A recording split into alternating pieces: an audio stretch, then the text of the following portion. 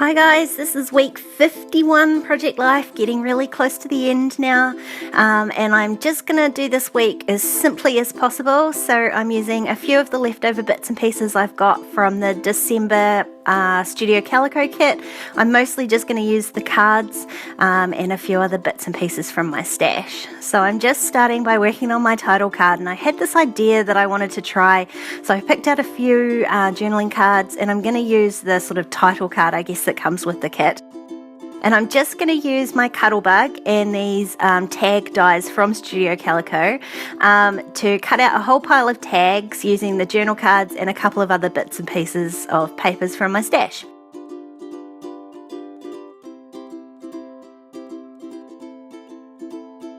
So I'm just cutting them all random sizes. I think I cut 3 in the end, 3 or 4. And while my Cuttlebug was out, I was also going to cut a couple of other ones to use on the spread.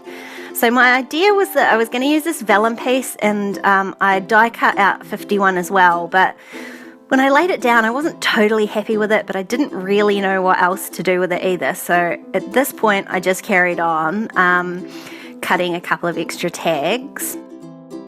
And then I thought I would just start and see where it went. So to begin with, I'm just going to stick down these tags. So I want to cover up the word December that's on there. I'm really just using it for the background colour.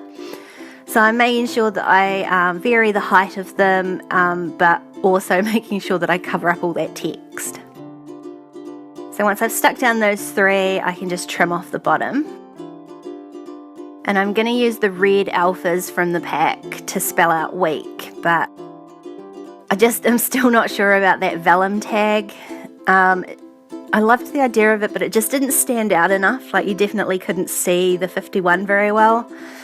So I put down the letters first, and I thought maybe I could back it with something else, or put it somewhere else so it stood out a bit more, but it just didn't. And in the end, I just went away and thought about it, and I recut it out of a piece of wood veneer paper that I had, and I'm much happier with that. It stands out way more, which was what I wanted.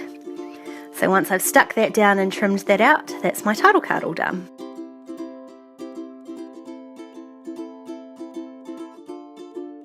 So I did want to use the rest of these tag cutouts as sort of a feature on the page this week.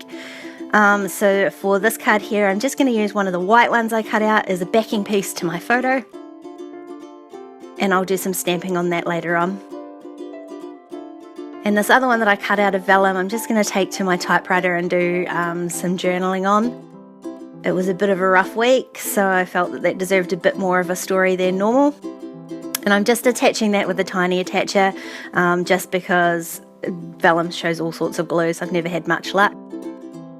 And on this photo here, I'm doing some stamping, and I used the inky black Colour Theory ink from Studio Calico.